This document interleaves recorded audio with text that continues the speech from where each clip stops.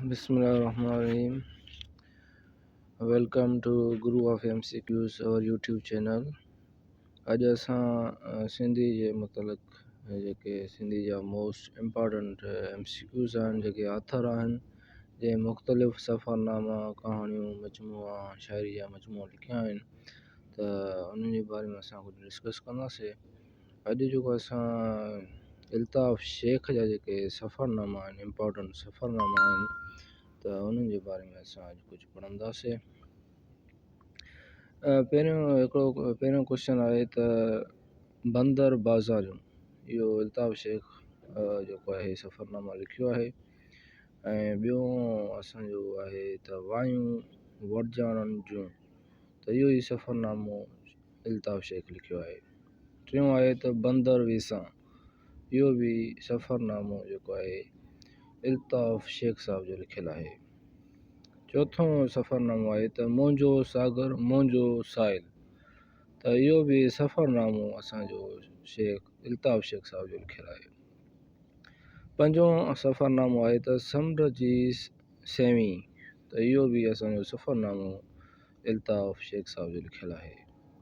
छहों सफ़रनामो आहे त सीणे जो भन ॾींहुं, त इहो बि असांजो सफ़रनामो अल्ताफ़ शेख साहब जो लिखियलु आहे।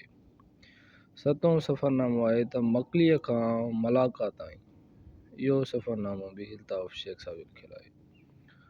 अठों सफ़रनामो आहे त सिंगापुर थो सॾु करे, इहो बि साईं अल्ताफ़ शेख साहब जो सफ़रनामो लिखियलु आहे। नाओं सफ़रनामो आहे त सिंगापुर वेंदे वेंदे, इहो बि साईं अल्ताफ़ शेख साहब जो लिखियलु आहे।